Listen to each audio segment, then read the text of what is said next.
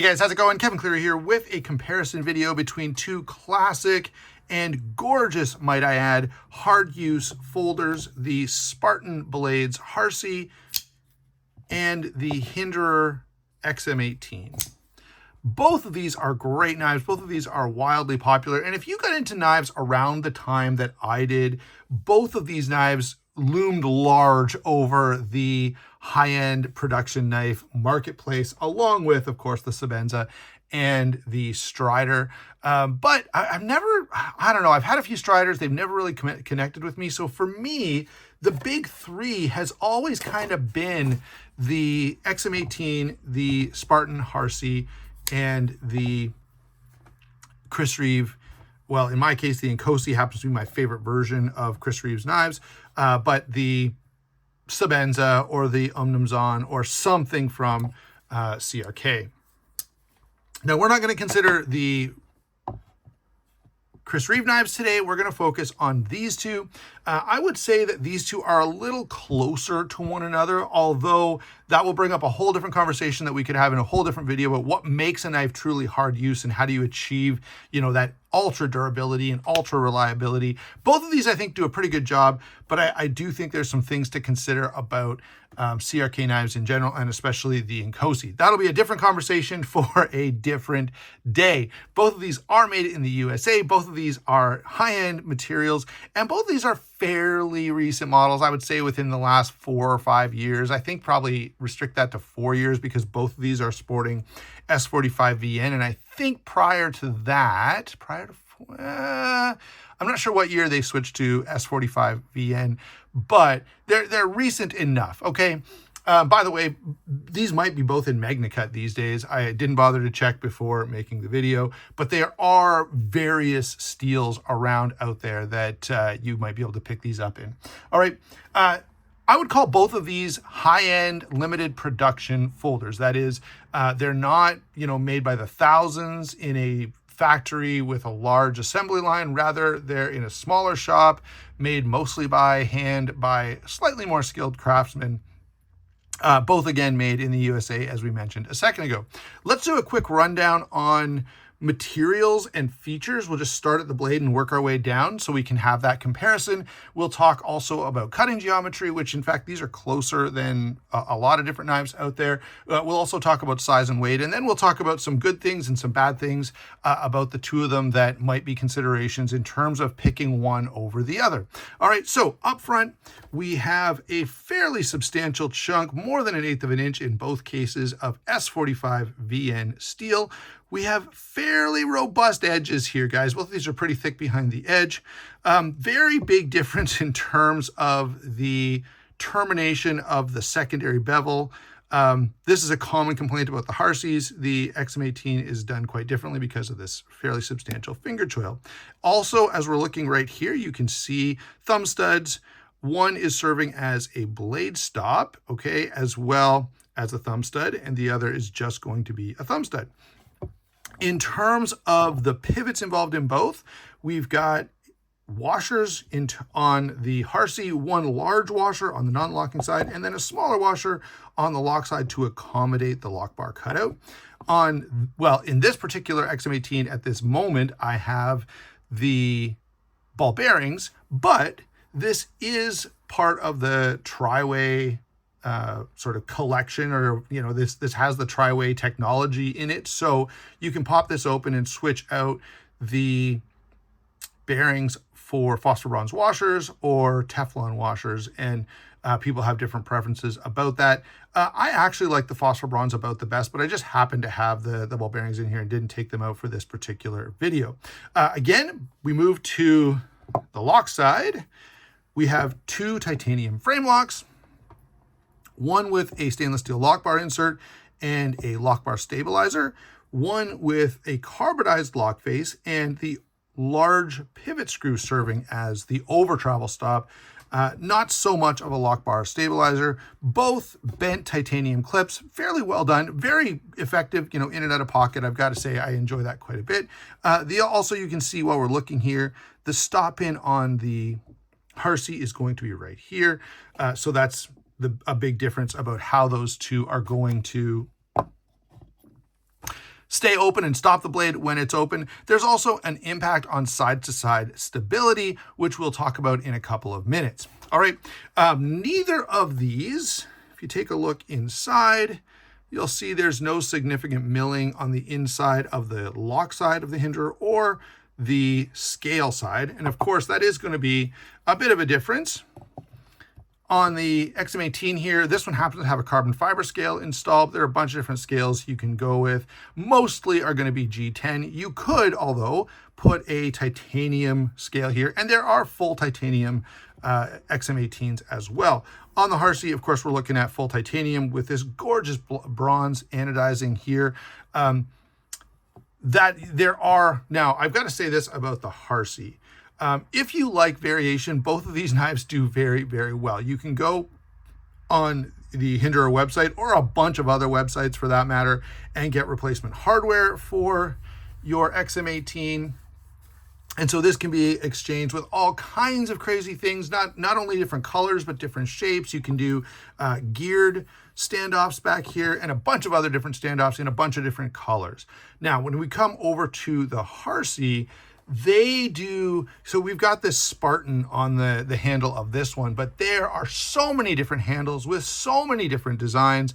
A lot of them look really, really good. And there are people out there who just have a Spartan Harsey collection because they like all of the different handle configurations that are available. So lots of customization available with both of these.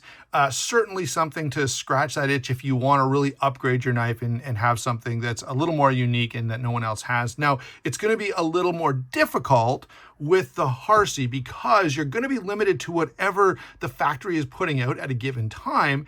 And often those are quite popular. And so if there's a new design coming out that everybody wants, you're really going to have to be on the ball to get your hands on one of those. All right. So wanted to throw that out there. These days, you can buy both of these pretty readily. What you're going to be able to do with an XM18 is buy the knife. You may have a hard time finding the blade shape that you want. So probably the ones that are most common out there are going to be the Spanto, which is a very good blade shape. But they do variants as well, and that can be a hard thing to track down. If you want like a slim Wharncliffe or a fatty Wharncliffe or a slim slicer grind or a fat, Skinner grind, if you're very particular in that way, especially if you want a particular blade finish to go with it, you could really be searching, right? It could be a very difficult process for you. So both of these have that collectability factor and have that ability to get your hands on something that not many people are going to have, or maybe barely anyone's going to have. You will, of course, have to pay for those variants on the secondary market if they become, right? Some Hinders just become super popular. So, you just have to keep that in mind. All right, so that's the buying discussion. I don't want to get into that too much because if you're looking for a really specific XM18, then you're not looking at a Harsey anyway. I'm talking, this video is directed more at people who are looking at sort of a standard version of each one and wondering which one they should buy. But I just wanted to make sure that information was at least brought into the conversation to some small degree. Let's talk about size and weight. Both of these are pretty substantial knives. Obviously, if you're looking at this, you can see the Hindered is smaller. We already talked about the fact that to get a closer size comparison, you might want to go to an XM24. And that would probably be, closer in overall size as well as weight and blade length and handle length and all that stuff. All right, for these two knives, you are looking at 8 1/4 inches overall on the XM18. You are looking at 8 7/8 inches on the Harsey. 3.5 inch blade on the XM18. Almost basically a 4-inch blade on the Harsey. In terms of cutting edge, you're going to have 3 and about 3/16 on the XM18. You're going to have about 3 5/8 on the Harsey. We'll talk a little bit more about this in a couple of minutes. All right. This is almost 5 inches closed. It's 4 15/16. This is going to be 4 13/16 closed. So the one dimension that they're actually really, really close in is going to be closed size. Okay, so the amount of space they take up in your pocket. Now that's one, of course, area where if you went to the XM24, it's going to be quite a bit bigger than the XM18 and therefore also quite a bit bigger in pocket than the Harsey. Okay, grip area, that is, how big of a hand can I have and still be comfortable on this knife? I have size large hands. I find both of these knives to feel pretty darn good, but the Harsey definitely gives me a little more real estate. So if you have really large hands, this might be a major consideration for you. Again, you may want to go up to the larger Hindered as well. So the grip area on the XM18 is going to be 3 7/8. On the Harsey, you're going to be getting 4 3/16. So there's actually about a half an inch difference there. Certainly something noticeable, at least when I grab the knife. And we'll talk about ergonomics in a second. Finally, the weight on the Harsey is going to be 6 ounces, and on the XM18 is going to be 5.47 exactly, but may as well call it 5.5. So half an ounce lighter on the XM18.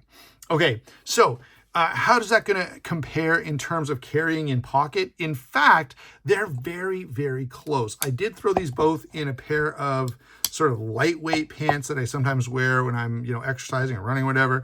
And both of them are actually very similar feeling in pocket. Of course, if you're wearing a pair of jeans or cargo shorts or something like that, you're not going to notice either one of these to any significant degree. But if you're, wearing linen dress pants, you're going to notice both of them a whole heck of a lot. All right.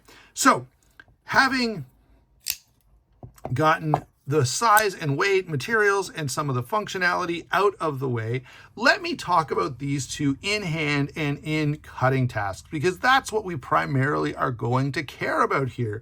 Okay.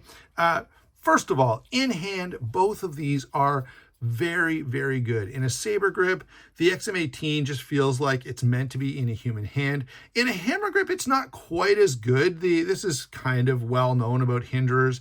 It really feels great in a saber grip. If you switch to a hammer grip, it's still functional, but you tend to run into the flipper just a little bit.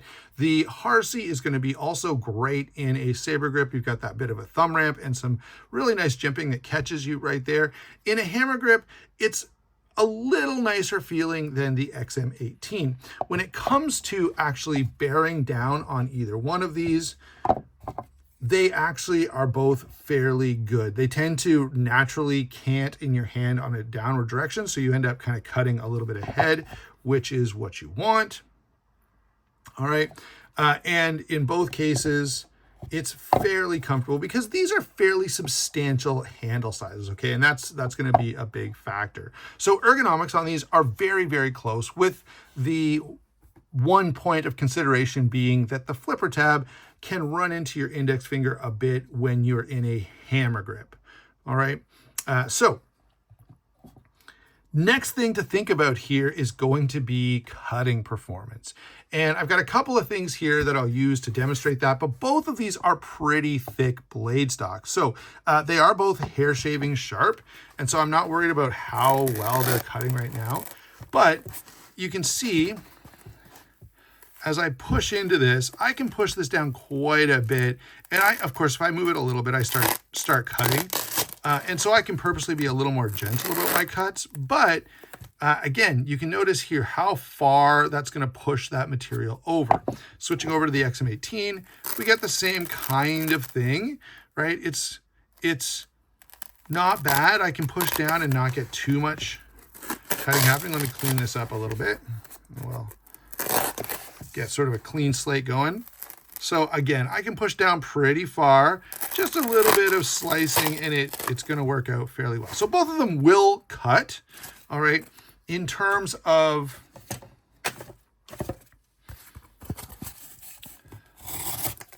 cutting a little bit tougher material like cardboard, not so much tougher, but a little more, where you got to put a little more force behind your cut and where edge geometry is going to matter a little bit. They're actually very, very similar. Both of these, if they have a good sharp edge on them, do a fine job of cutting, but they are going to be thicker. To give you quick little example, I'll grab the Yojimbo here to give you an extreme. Okay, this is so deeply hollow ground that it makes this like a scalpel, and it is barely any force necessary to cut into that cardboard. So there's definitely a bit of a difference you're going to notice there if you're used to using something with a hollow grind. And hollow grinds are my favorite grinds for a good reason. I also want to grab the Flytanium Beef for a second just to show a flat ground blade that's very thin behind the edge. Again, it's a little easier, but it's not as crazy as you might think. And the Flytanium Beef has a crazy thin edge geometry. One last cut with both of those other knives so you can see if there's a bit of a contrast. Now, when I get to this point, this is closer. This is not nearly as much pressure as I was putting on either one of the other two. You can already start to hear it cutting. And of course, when I move, it slides through that material quite nicely. Grab the Yojimbo here, we'll do the same thing. The Yojimbo even more so, it starts cutting here. I can start hearing the little bubbles pop that this is made out of, and if I move just a little bit, it goes in. All right, so there's our little discussion about cutting edge. These are actually very similar. However, there is one thing that's always driven me crazy about the Spartan Harsey, and that is the way this edge terminates. So look at this. We have, you know, when they're grinding these, it's like they just forgot and just slid off, okay? It would be nice to see a very clean termination right here where the edge just comes and stops, all right? Furthermore, it would be even better to see this done in a similar fashion to Chris Reeve knives, where there's a nice deep cut in there so that I'm never going to have issues sharpening this. And so you have some choices to make. Either one, this is probably what most people are going to do. You're going to pay a little bit of attention as you're coming to this edge to make sure. Here's what's going to happen over time if you're not careful. Right in here, you're going to end up with a pretty substantial recurve, because as you hit down here, you're kind of turning the knife and the stone, and you end up with more material out here, making you touch lighter here, heavier as you get back here, and then you'll lighten up as you get into the rest of the blade. So it's easy to develop a recurve on a blade that's sharpened like this. You just have to pay a little bit of attention. Moving over to the XM18, of course, you're not going to have that because you've got that great big cutout. All right, the next thing I want to touch on here is going to be the action, the lock, and the whole mechanism here. On the XM18, we have the stainless steel lock bar insert, which is something we're seeing quite a lot these days. It's pretty well standard fare for most titanium frame locks. However, Harsey has not done it. And there are a couple of reasons. One, I think they feel like they've got this figured out. They don't want to make any major changes because that is a substantial thing. And people, you know, when you're creating something that's kind of iconic, you've got to be very careful about making changes. And I get all of that. All right. So carbonized lock face instead of a lock bar insert. I personally would like to see them go to a stainless steel lock bar insert, hardened steel lock bar insert. But once again, I will admit that with that lock bar insert, it's much more difficult to get a lock that is going to stay in place really well over time. With the Harsey, you definitely feel when you disengage this lock, there's almost a little bit of, it's not so much stick, but you can tell that there's some friction between the lock face and the blade tang. That's kind of comforting, okay? With the XM18, you don't get that same friction. There's not that kind of stick. It's pretty free, and that's because you have two metals of similar hardness interfacing with one another instead of a titanium interfacing with the S45VN steel.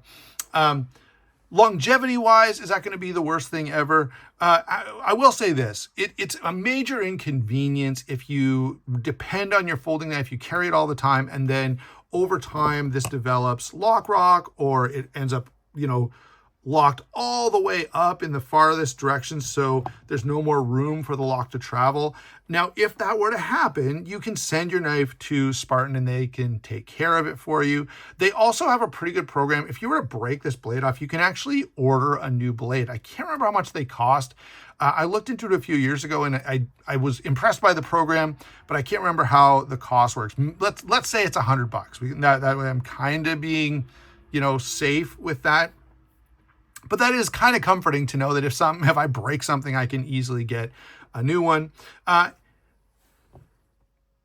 Hindered has the advantage here of having various options available to you. And I'd like to see, I don't necessarily want Spartan to move away from the phosphor bronze washers. I definitely prefer that in harder use knives. And generally speaking, I put the phosphor bronze in my XM18s. Just in the case of this video, I didn't happen to do it.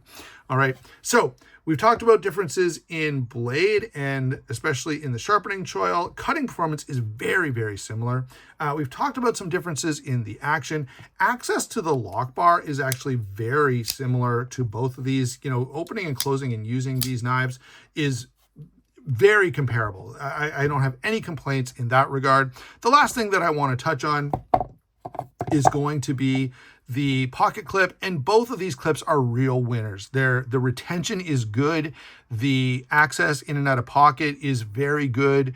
And so there's no big concern about this. By the way, both of them do have fairly substantial lanyard holes. I'm not a lanyard guy, but if you are one, that's going to be available. Of course, this is in a black coated blade, and there are satin bladed versions of this available as well. And both of these now, a black blade, if you put a big gouge in it, you hit a staple, you really do something, drastic to it, you're definitely going to see that more obviously than you will on this heavy stonewash on the Hindered. And so I do think that's a bit of an advantage. But it's kind of, because there are options available, you can't really make a definitive statement about either one of these. So if someone held a gun to my head and said, I've got to get rid of one and I've got to keep one, which one am I keeping? It's got to go with the XM18 because I like the way it feels in hand just a little bit more. And I'm a finger choil guy. I like that ability to choke up. Not that I use it that often, but I like to know it's there if I need it. Okay. And so I know a lot of you are going to be like, finger choil, you idiot. But that's just the way it works out for me. I really do love both of these. I love the sort of philosophy that both companies are using in making their knives. And I would recommend either one of them, so long as, and I've tried to point out the differences and the major, potential issues with these knives. And so long as those are things you can live with, now that at least you can make a decision for yourself. And while I lean toward the XM18, I'm not for a second diminishing the Harsey. I really, really enjoy this knife, and I actually carry it quite often. The one thing that I will say that the Harsey does get me with is, one, that bronze ano on this one looks so good, and being a little longer and slimmer, I'm definitely a bigger knife type of guy, and this could be a very different maybe the Hindered would be a more clear winner if I was comparing this to an XM24, but I'm not. So there you go, guys. Thanks a lot for watching. Don't forget to like and subscribe. We'll talk to you soon.